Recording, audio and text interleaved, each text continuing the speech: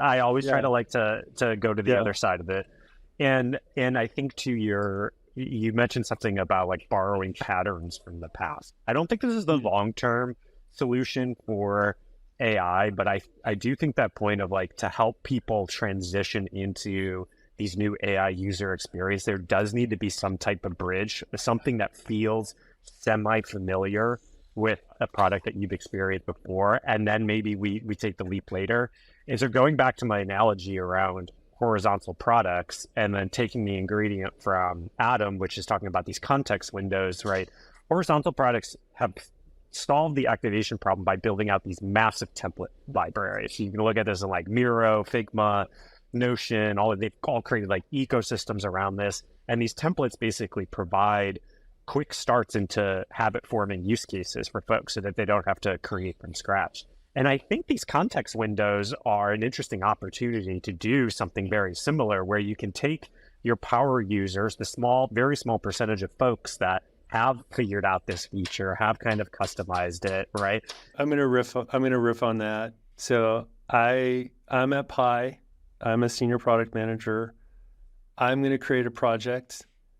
Of course, projects always start with project names. I'm gonna call my project Swipe Right after Tinder.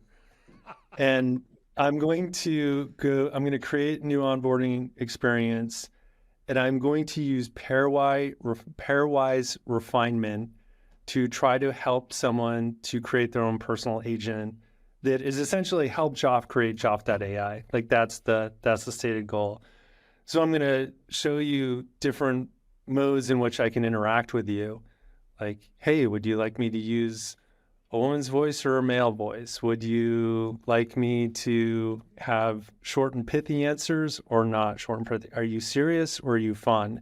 And when you get into those pairings, I think you run, because I see this a lot in conjoint analysis, right? Whenever I'm working with a research team, they're like, do you like this or that? Because people are really good at figuring that stuff out. It's like when you overwhelm them or ask open-ended questions, they come back with a lot of stuff. So it's like, do you want A or B? Okay. And then you start to get smart about it. It's like, hey, if the person likes A and A equals B, then they're going to translate it properly. They're going to like C. So I think you can get a lot of information from a few decision points that you have to make. And then I'd sit down and say, what are the biggest unlocks? Like, what are the most critical decisions that I could have that user make to help me personalize my response to them?